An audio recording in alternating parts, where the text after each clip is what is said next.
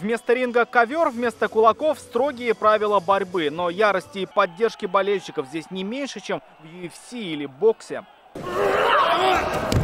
Так проходит ежегодный фестиваль татарской борьбы на поясах «Манзара». На него приехали сильнейшие спортсмены республики и лучшие борцы России. Например, батыр из Башкортостана Айгиз Зайнетдинов готовился основательно. Соперники очень сильные, они тяжелее меня.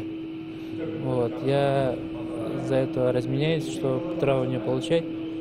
Главное, без травмы.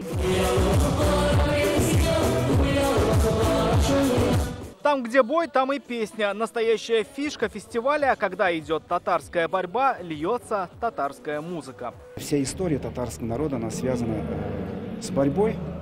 Борьба за жизнь, борьба за победу.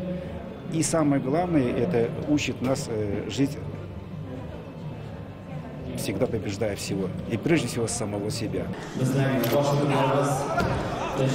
«Манзара» проходит в 5-й раз, и посмотреть на сплав спорта и искусства вновь приехали со всей республики. Второй раз уже приезжаем, в прошлом году, в этом году. Зрителей очень много. И концертная программа тоже нравится. Каждый год ходим. Звучит это интересно. Спортивно, музыкально, очень звучит. Это спортивно, это музыкально и это зрелищно. Наверное, поэтому сюда приезжают со всей республики, чтобы увидеть происходящее в самом центре манежа. К одному мату приковано все внимание.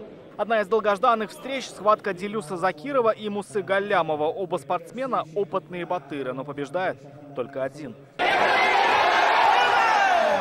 Даже был рад, что такой вот поборолся на этой сцене Манзара с выдающимся борцом, оценил себя. Но считаю, поединок для меня удался нормально. Соперник хороший был, я с ним много раз уже боролся. Я его изучил, так скажем. И, такой спокойный, схватку провел, размялся. Альхамдулилля. Так, под музыку определяется звание абсолютного батыра. Из 18 им станет один в абсолютной весовой категории. Рамиль Шайдуллин, Александр Лобанов, ТНВ, Казань. Закажи рекламу на ТНВ. Телефон в Казани 5 705 100.